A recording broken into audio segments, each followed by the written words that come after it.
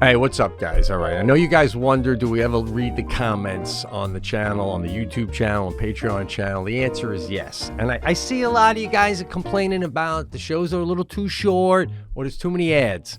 I got a way to solve that.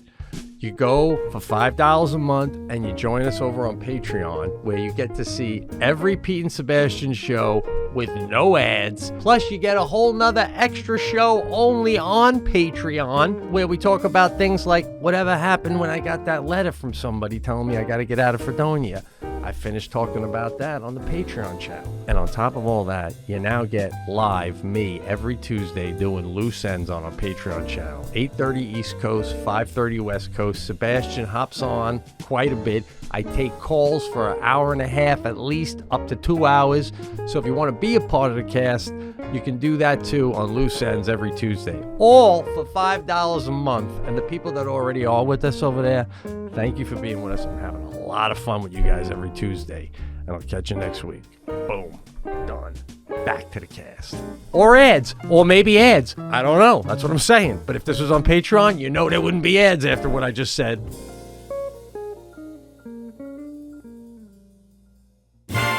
Thanks to Thuma for sponsoring this episode. All right, folks, create an oasis with Thuma, a modern design company that specializes in furniture and home goods. By stripping away everything but the essential, Thuma makes elevated beds with premium materials and intentional details. The next time I get to renovate my home, I'm telling you right now, or design a room, I am going to be using all the amazing stuff that Thuma has to offer. I mean, I've been flipping through it. It is phenomenal. I can't wait to get one of their beds. Thuma combines the perfect balance of form, craftsmanship, and functionality. With over 17,000 five-star reviews, the Thuma bed collection is proof that simplicity is the truest form of sophistication. It really is. Keep it simple and beautiful. Using the technique of Japanese joinery, pieces are crafted from solid wood and precision cut for a silent, stable foundation. Assembly takes about 5 minutes. Honestly, about 5 minutes with no tools required, just a one-handed tighten screw. Made to last a lifetime with a warranty to match and Green Guard Gold certified for cleaner indoor air. With clean lines, subtle curves, and minimalist style, the Thuma bed collection is available in 4 signature finishes to match any design aesthetic. And headboard upgrades are available for customization as desired. And remember, I'm just adding this 17,000 five-star reviews. Wow. So get $100 towards your first bed purchase. Go to thuma.co/thecast. That's THUMA.co/thecast to receive $100 off your first bed purchase. This episode is sponsored by Hims. Looking for a boost in the bedroom? Hims is here to help with personalized ED treatment options, and it's all online. Hims is changing men's healthcare by providing you with access to affordable sexual health treatments from the comfort of your couch. Hims provides access to a range of doctor-trusted ED treatments like chewable hard mints and a Viagra and Cialis, and the generics for up to 95% cheaper, bro. The process is 100% online, so there's no need for uncomfortable doctor's visits. Just answer a series of questions on the site, and a medical provider will determine the right treatment option for you. No insurance is needed, and one low price covers everything from treatments to ongoing care. Start your free online visit today at hims.com/thecast. That's HIMS.com/thecast. for your personalized ED treatment options. Hims.com/thecast. The products I mentioned are chewable and compounded products which are not approved by or verified for safety or effectiveness by the FDA. Prescriptions require an online consultation with a healthcare provider who will determine if appropriate restrictions apply. See website for details on important safety information. Subscription required. Price varies based on product and subscription plan. This is the Pete and Sebastian Show with Pete Correale and Sebastian Maniscalco. Everybody, welcome to the Pete and Sebastian Show. Sebastian Maniscalco, Pete Correale coming to you live and direct. Ooh, little beef jerky. By the way, totally into beef jerky. MAUI. I think you say Maui. Little venison stick. Great little snack. Not a sponsor. Send me free shit, please. Yeah. I'm sick of paying full price for shit. All right? I'm sick of it. Deer meat is not a great little snack. I don't think. I mean, picture like if a deer is standing there and you were to bend over and take a bite out of its fucking back. That's what you just did. That's not a snack. I'm sorry. Okay, let me take you back 4 weeks ago when you were down in beef jerky from John. Right. But I'm not, in your I'm hotel not room. Promoting it to youth. We got young kids listening. They're gonna fucking think beef jerky is it's meat, guy. Yeah, which you were devouring, and said, "Oh, this is a beautiful snack." At the end of the night, I eat my beef jerky, and I get in my bathtub. Yeah. Because I had lack of options. Now I'm home and I got other options. I'm sure I've been to your house. There's always an abundance of fresh fruit. It's like a goddamn lobby at a 5-star hotel in Mexico. That's how much fresh fruit's floating around. All right. You're coming up with packaged deer meat. It's great. By the way, John Petrelli, whose meat we have from the road, also wrote that book. I finished it. Like to get into that at some point with John, maybe down the line on the road. We'll do something with that. Have to do an interview with him about it. Incredible book.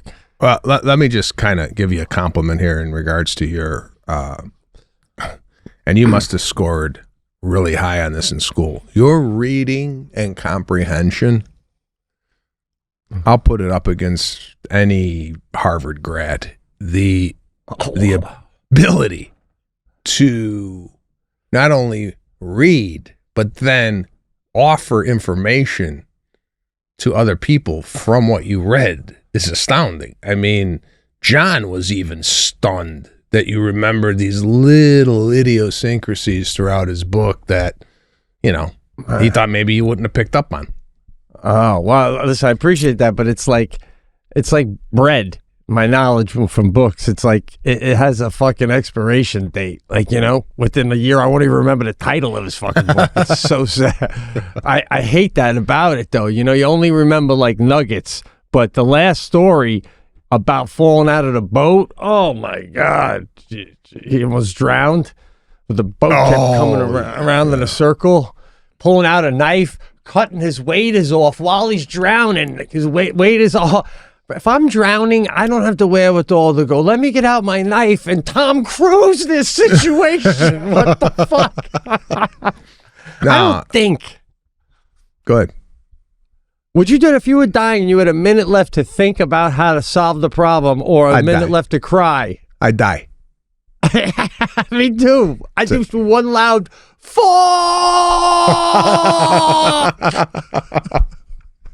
I don't got that mind where I react in real time. Going, I'm drowning. What's making me drown? Oh, the weights.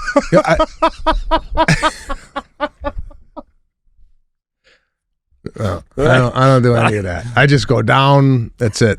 We're done. That's a funny bit, bro. That's a funny bit. You don't go, oh, wait, if I tap on the door, the glass will shatter and it'll give me time to pull myself up. If I just hold on I just have to, if I could just reach. Like, I'm dead. Like, you see those videos where the car careens off the road and ends up in a lake, right? And it starts to submerge, right? And then you see the people in the car, like you said, either they have a mechanism that breaks the window or they're trying to get out. If that was me, boom, in the car seat, this is all you would see from out. You would just see me with the hands on the wheel just going underneath. Goodbye. We're done. That's it. And if I did get out, like saving people, nothing. I'd be like the Kennedy, right? I'd be just all wet on the fucking bridge lying. I don't know what happened. Is she here? Fuck, she's still down there. Oh, God. Oh, man. I'm just saying. So, before we get into anything, I think I got a funny one I want to share with you if you got a sec here. This is... where am I going? What is your take on this? What do you do? Okay.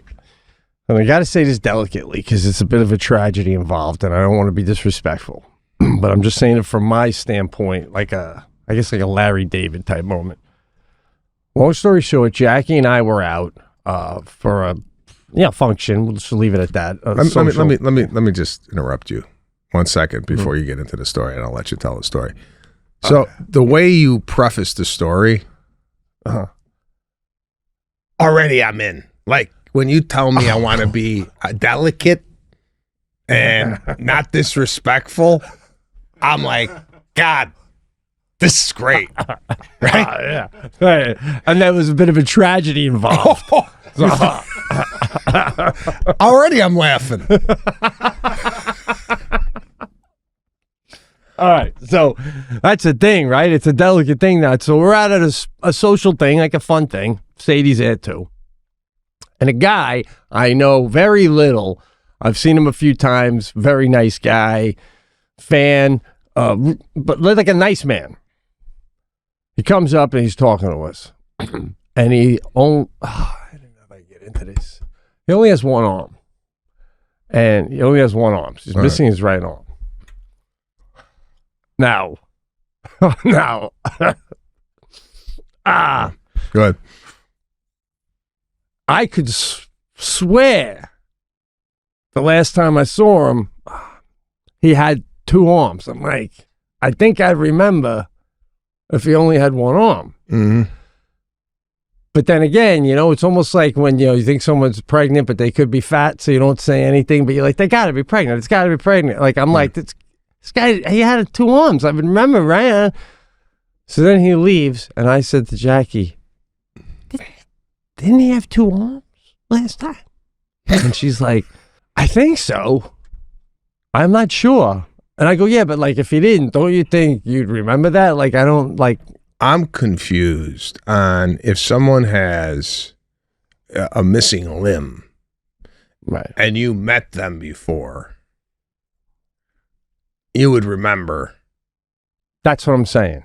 Okay. Right. But he's not bringing it up, and I'm not bringing it up, and we're chatting, And then when he left, I said to Jackie, didn't he have two arms? She goes, I think so, but I'm not sure. And I'm like, well, I think we'd remember that. So it's exactly what you say. Okay.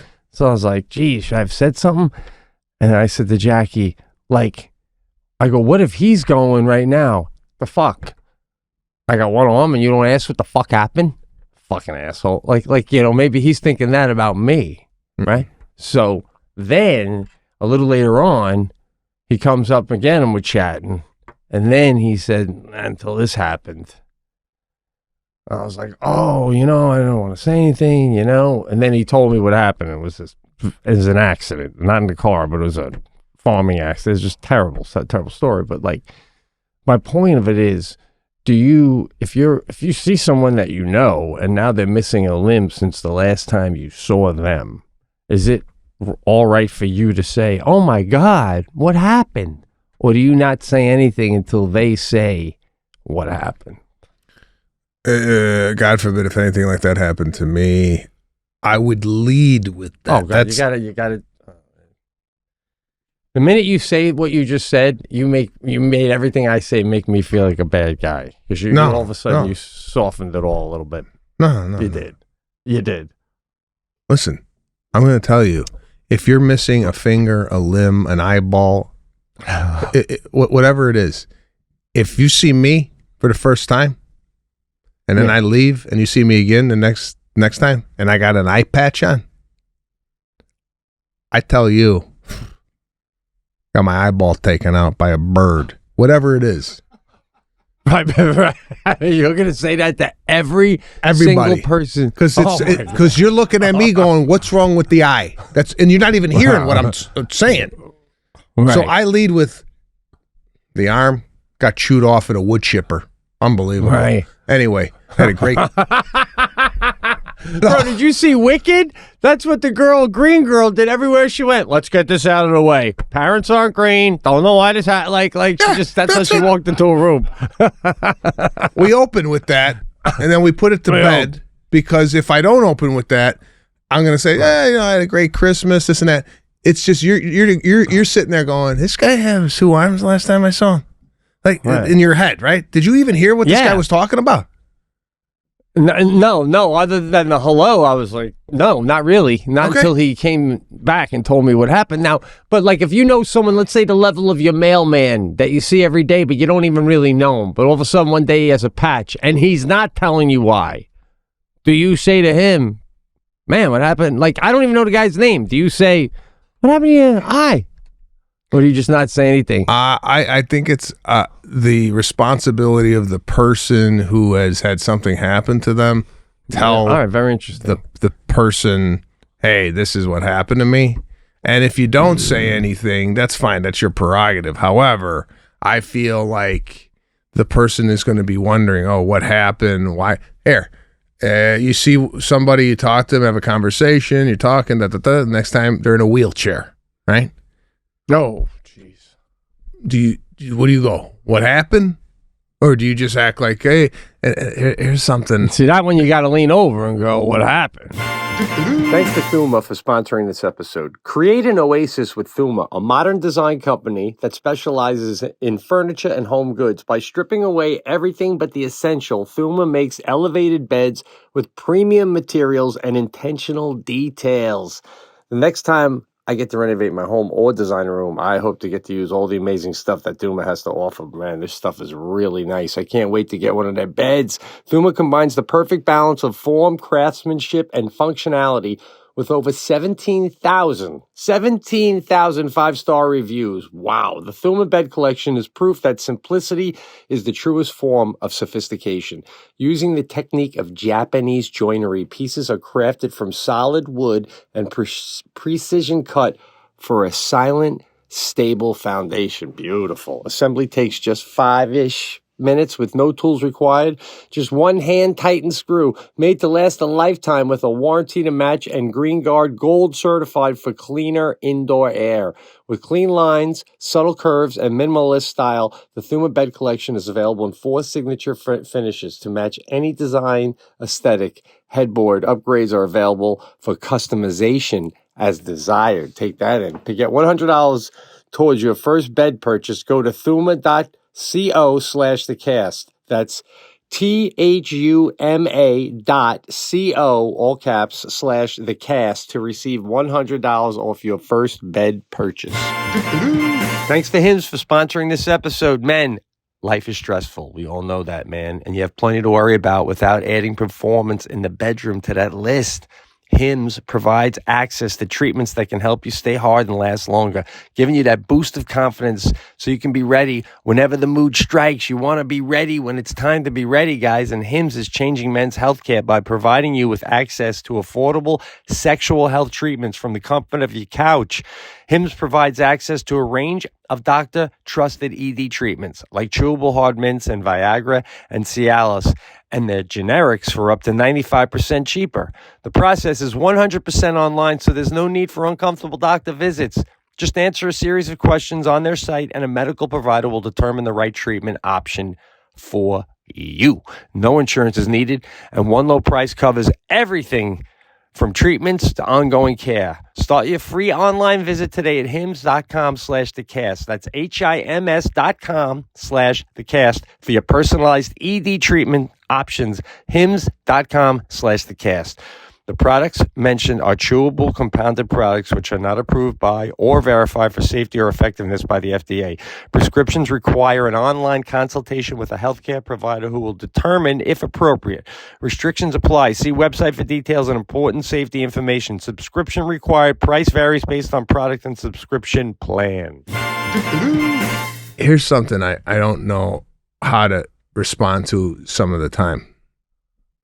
When you meet somebody in a wheelchair, do you stand straight up? Like, do you just talk to them as if they were standing? Or do you get on a knee or bend down and put your hands on your knees and talk to them eye to eye? What's your take on wheelchair chit-chat? Bro, I fucking said. I can't even fucking... Are you fucking kidding me? Are you serious? Listen. Yeah. Oh my God. Oh, you get down on it. Yeah, you ever waiting on someone in a wheelchair? You get down on one knee. What would you like, sir? Beer or a glass of wine?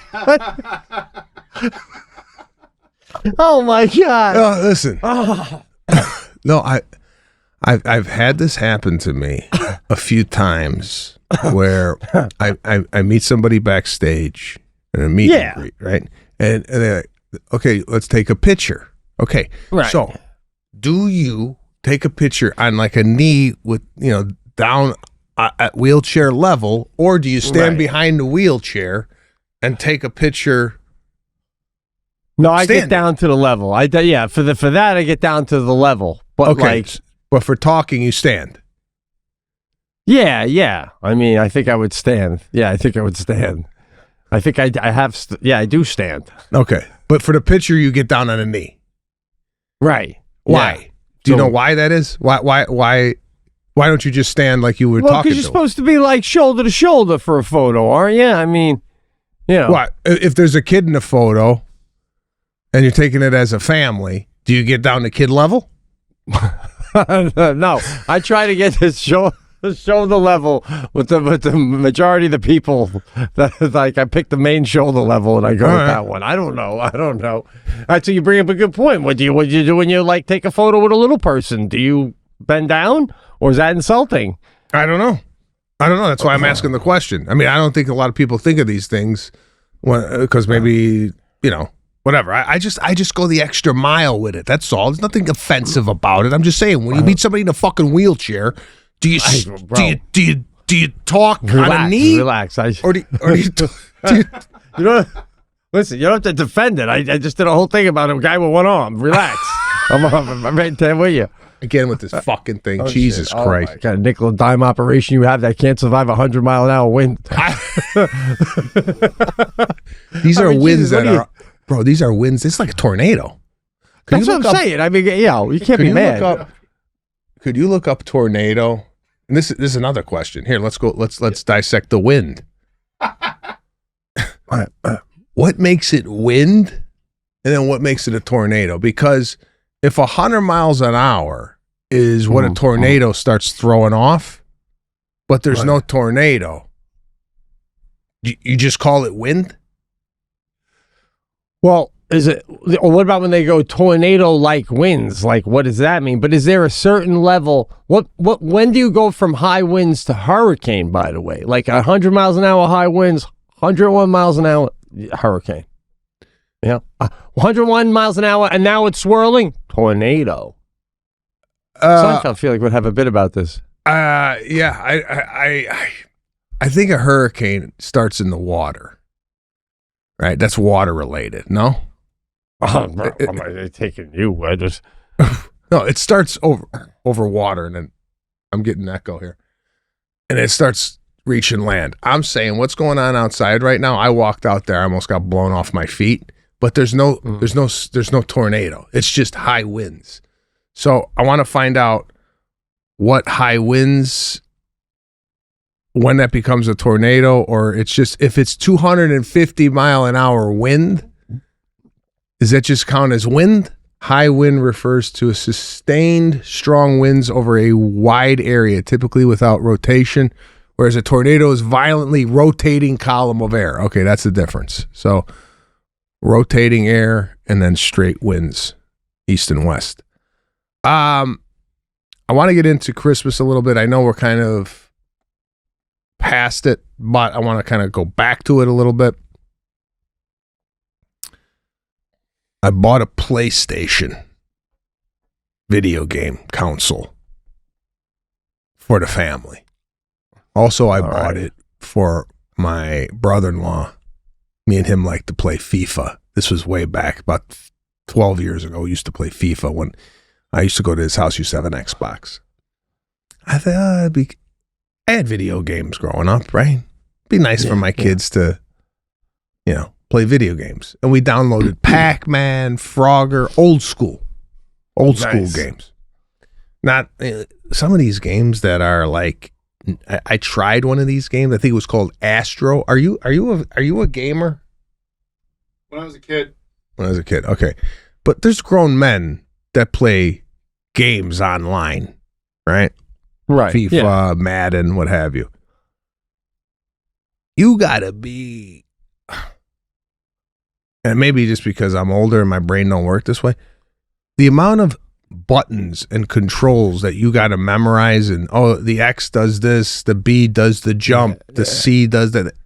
Bro, give me the Atari joystick with one red button, right? Right, left, that's all I need. This A, B, back, throw the ball, cat, X, triangle, R, L, too much for me. Yeah.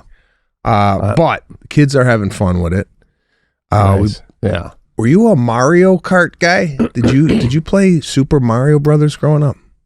What were your video games? What did you play? Funny you say that. I mean, like, we had Atari, right, growing up, but it's funny you say that because we just got Sadie for Christmas Nintendo Switch. Oh yeah, we got that too. And one of the big reasons why I wanted to get that is because Mario's on there. You know, and I love Mario. I used to love that growing up, you know. Although I didn't even play it yet because we also got her the sport cartridge where you can play tennis and volleyball and all that shit. Dude, I'm loving that. You put the thing on your wrist and you got it on the TV. And I'm fucking doing the volleyball, coming up for the spike. And going against her. You're working up a sweat right there in your living room. It's phenomenal. Jumping around. So, but yeah, I'm not a video guy. So, but same reason as you're saying. It's like so much shit going on. I don't even when I watch her play, I'm like, are you playing right now? Or is it like, she goes, yeah, no, down, fighting. It's too much. So, no, I'm not. Oh, but I also still have Atari hooked up because I got Atari. You still have I don't know. You still have Atari? I bought a new Atari for her when she was like 3 or 4, thinking she'd get it. And then maybe she was like 7. But and the Atari now, when you buy it, it has every game built in. Pitfall, yeah. But like, so we have them both hooked up, so you can literally put on Nintendo Switch and then go to Atari. Oh my god, bro, that's like going from fucking Teterboro private airplane to fucking Greyhound bus. Holy shit. You ever play Frogger on Atari? I just played it. They have those games for Nintendo. Like they have Pac-Man and Frogger, but they're on the Nintendo games. You don't have to buy the Atari. They're on. But is Nintendo. it the Pac-Man from the pizza place Pac-Man? Yeah, or yeah. The Atari Pac-Man sucked. I'd have to look at the Atari Pac-Man. You're talking about you have real Pac-Man. Yeah, real Pac-Man, real Frogger. Okay, yeah, Frogger on Atari. You ever play Frogger on Atari? It's ridiculous, man. It's like their best game, but it's like the cartridges. It's like not as good. Could you look up Atari Frogger? I want to see if it resembles Nintendo Frogger. I just want to see an image of it. Is this what you got on Atari? Yeah. Okay, that's what I got on my Nintendo. I got that going for Christmas. We're getting a little laxed here with the Santa Claus. I think, you know, I don't know if you guys were a little bit more not careful, but it's over.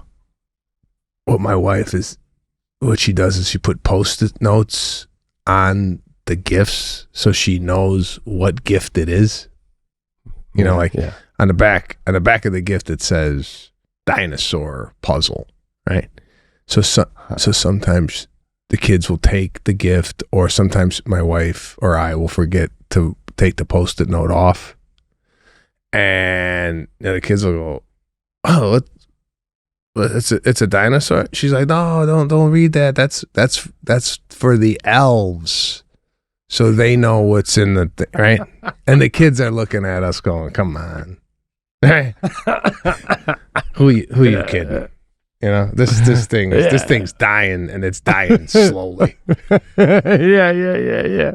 So we got to figure out. Yeah, it's over. It doesn't matter. Nothing changes. Sadie had a blast. She's like, whatever. It doesn't change a thing, man. I think we screwed up with the Santa Claus because, and I told Lana this. I go, why don't we just do 2 gifts from Santa and the rest from us? Right?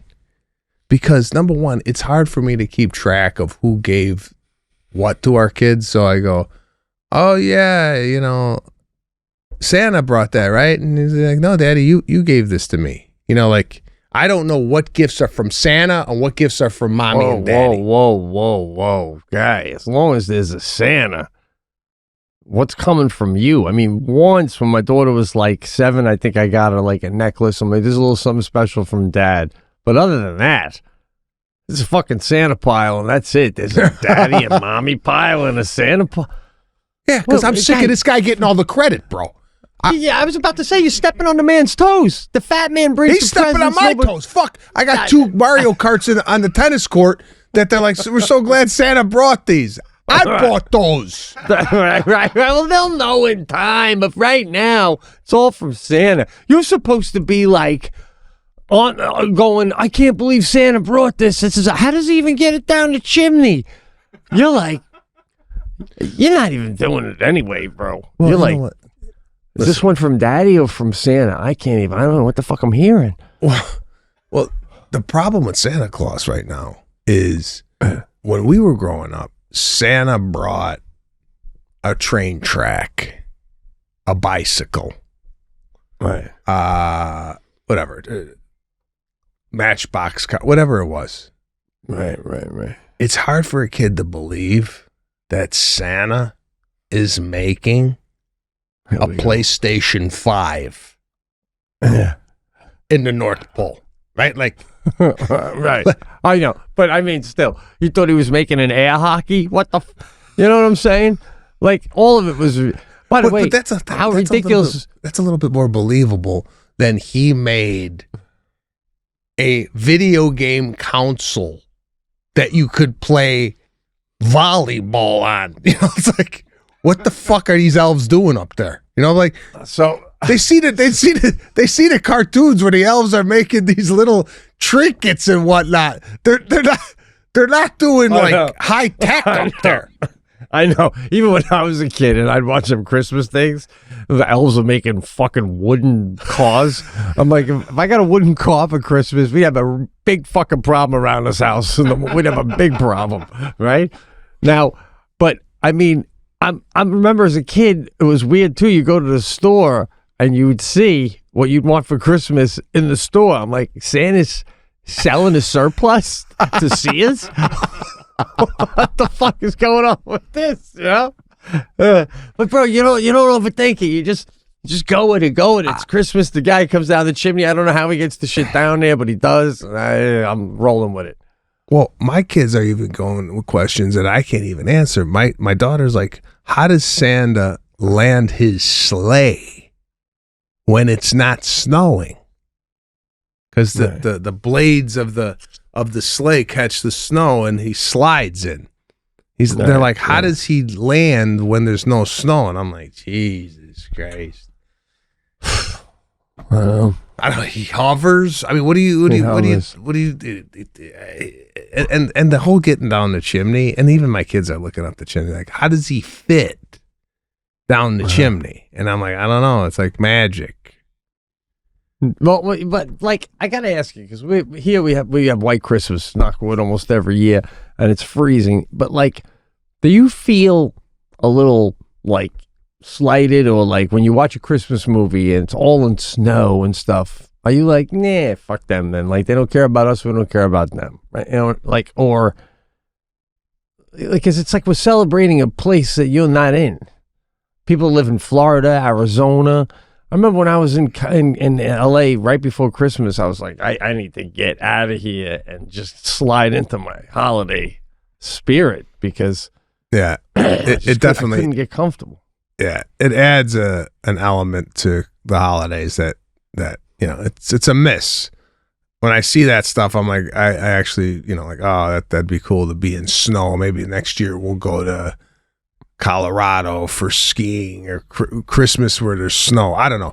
Lana and I have a whole thing over here that we want to start our own traditions. We want to start making some memories within the family and not kind of following suit with what we do every Christmas. I mean, we do have a tradition where my sister comes over with her kids, but like, I wouldn't mind next year going, hey, let's pack it up and let's go to Utah and spend Christmas in Utah. What you take? That's what I'm saying. The minute the kid doesn't believe in Santa, I feel like it opens up the gate to, again, with Jackie, she wants to be near her parents, And I get that too. I don't want to be 80 years old. God forbid Jackie's gone.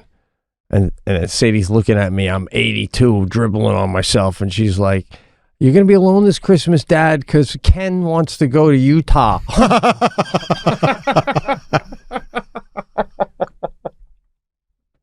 Oh, yeah. So what you're saying is, as long as the parents are alive, you are going to stay in Fredonia. Now, my question, I want to flip it around on you. If the parents stay alive another 20 years, right? Yeah. You and your parents are going to be drooling all over each other, going, You got. we didn't do. You're right. We didn't do any new traditions. You know what I'm saying? Well, when they reach a point where they don't even when you're just bopping over to go Merry Christmas and then you're leaving, it's like, when they get to the point where they don't even know it's Christmas unless you tell them it's Christmas, what the fuck? But I got a dream, and hold on. You're telling me there's going to be a point on our lives, right, where we're in a bed somewhere in a nursing home or propped up in our room. And Sadie and Seraphine are going to come in, give you a kiss on the forehead on December 19th and go, "Merry Christmas, Dad," and then get up on a United flight and head to Europe. Right. Are you saying that? Yeah, because I'm going, okay, yeah, and then when the lady's wiping my ass, I'll be like, it came early. It's over. Don't waste your time. I don't know. You don't have to bring me a fucking, bro, you're your favorite. We bring you an espresso from Tim Hortons, Dad. I've always wanted to go. This has been a dream. And you could tell me better if I'm even right about this. I'm sure you've been to this place, Siena, Italy. Yeah. The way the whole town is encased in a wall, right? Mm-hmm. And years ago when I went there with Jackie, I said, "Gosh, my dream is to stay in here in Siena in a cute little beautiful hotel on Christmas. I bet it is so magical." Does Italy get into Christmas the way we do? I would think if you went to Rome, Christmas in Rome would be spectacular. It just sounds spectacular. I'm getting goosebumps hearing it. Is it Christmas in Rome? It's like an Audrey Hepburn movie. Christmas in Rome, even in northern Italy, maybe close to the Switzerland border, like Switzerland Christmas. Oh God, the Alps, little lights, little hot cocoa by a fire with a beautiful Christmas tree. I mean, these are things that are in the realm of possibility as we progress through life. I'm just saying, not that I don't like the traditions that we currently have, but, when are we going to branch off and start doing Thanksgiving in Bahamas or wherever it might be? Just something a little bit untraditional. We'll see. Yeah. Drop it in the comments, guys. Drop it in the comments what you guys do during Christmas and Thanksgiving. Again, nobody's going to read them, but watch. No, we do care. We do care. We do care. I mean, come on. We've been doing this now for north of 12 years, so something's got to be working. Yeah, absolutely. And if we get together and we have guests, if we ever start to do guests that don't have to be in studio, I have a new number one guest I'd like to try and get. I would love to get Suge Knight from fucking jail. Oh, Jesus Christ. On the Pete and Sebastian show. Oh, my God. That would definitely notch us up a little bit.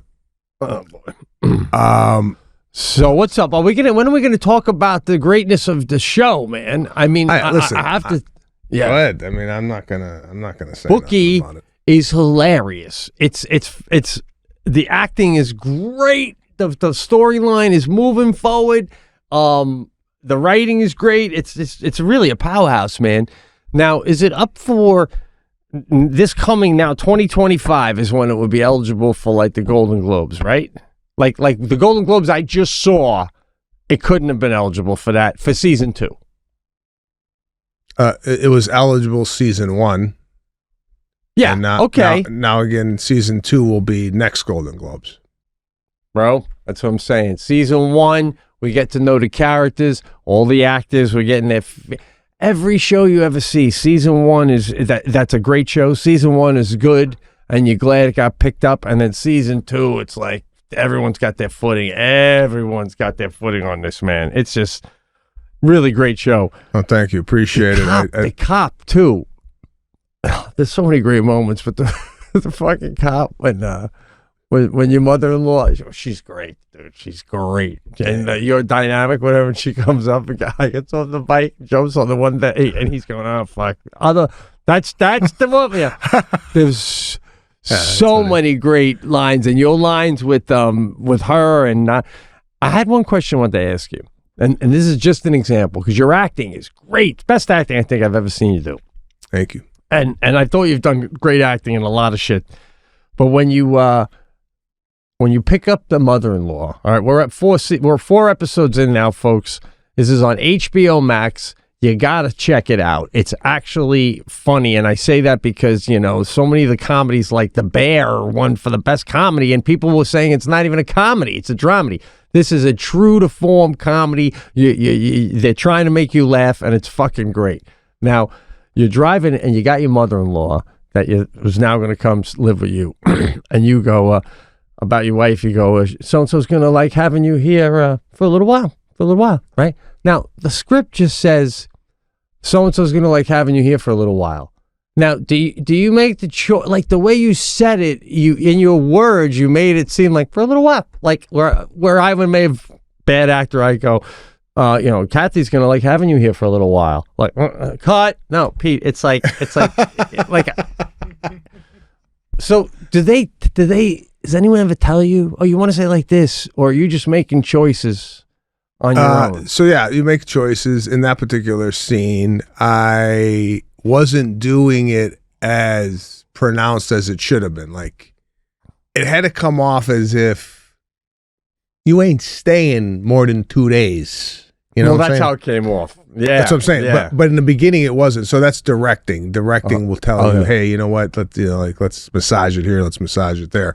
There's a lot of things that, the writers are there on, Chuck is there. He's show running this whole thing. So there's a lot of time he chimes in and goes, no. Or the director will come out and go, nah, let's try it this way, or not so hot. And they're not, they're kind of like conducting this whole thing. But, yeah, I mean, from the response that we're getting, it's very flattering. People enjoy the show. My whole thing is, we were off for 2-3 weeks. The whole town shuts down. So I'll probably get word within the next probably 3 or 4 weeks if this thing's going another season. It's just the whole, like, kind of, you do these things and now you got to sit there and wait. You don't know whether or not this thing, that could be it. That could be it. What you saw this season after 8 episodes, that could be the end of this damn thing, which is a little disheartening just because, back in the day, they used to renew you for like, all right, we're going to give you 2 seasons, 3 seasons. So at least you had a runway of like, okay, where this thing's going. Now it's like, it's January, after April, after the tour, I'm basically unemployed. It'd be nice to know if we're going to be shooting this thing this summer. So that's the only drawback about it. Then you can put yourself, as a writer, you put yourself like a guy like Chuck Lorre as the writer of it. He's probably even tenfold, where he's on vacation and he's like in his head, he's having a drink and he's thinking of season 3. Oh God, it'd be so funny if, and he's going, stop thinking about it. It hasn't been picked up. Don't wait. Think of other things. Like you don't even want to waste your energy creatively until because because you'll only be disappointed if you're like, oh, I got a great idea for season 3. Not going, shit. Yeah. But what about getting to the point, this is rarefied air, where like Sex and the City, Seinfeld, these kind of things where they're wondering, is he going to do another season? Like, it's up to the actors? Oh, God. That's power. That's power. Well, not next year. We're going to take next year off, but the year after we'll come back and do a double season. Oh, do a double season. Yeah, it'd be nice to be in that position where you could dictate whether or not.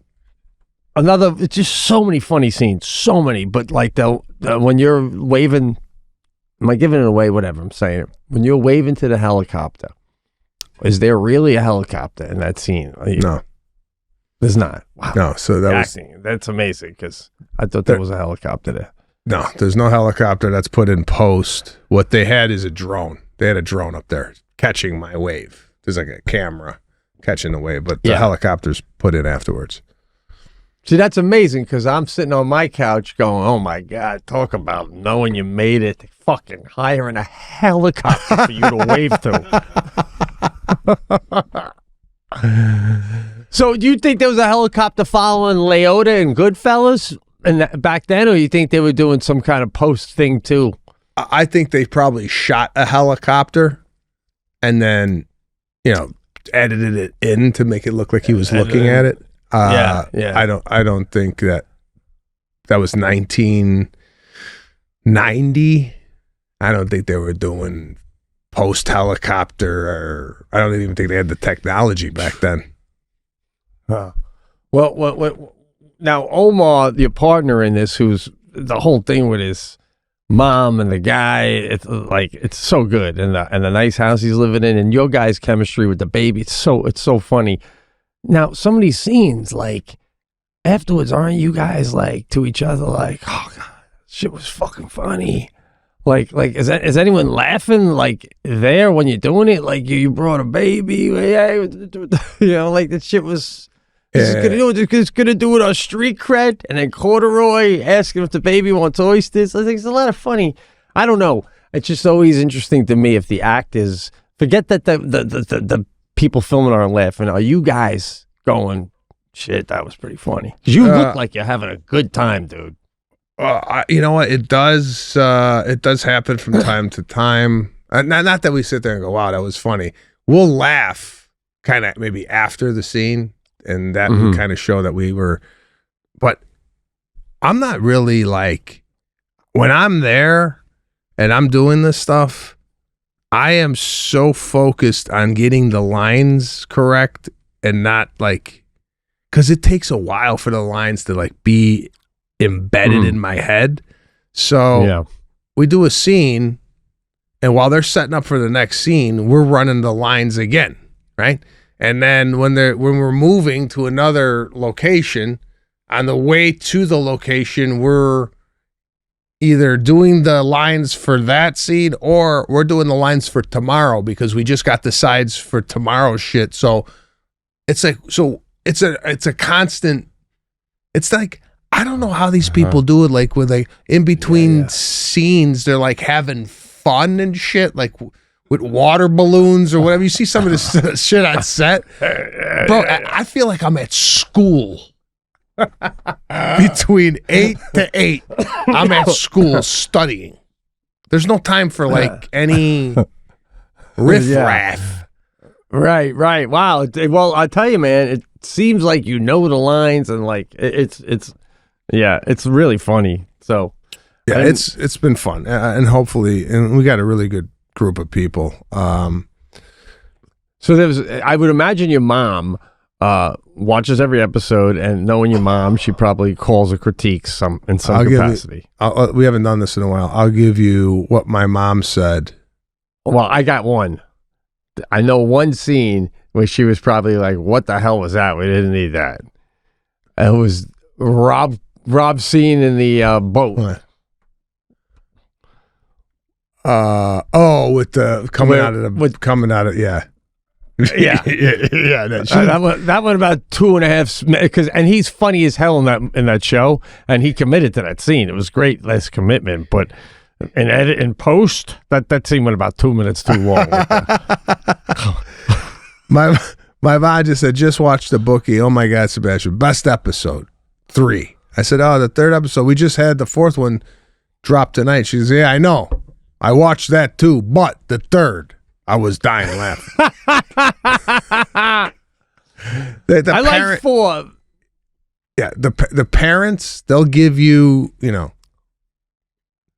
like I didn't really like 4, but 3 was good. You know what I'm saying? They don't sugarcoat nothing. 3 was the going to the house with the meth.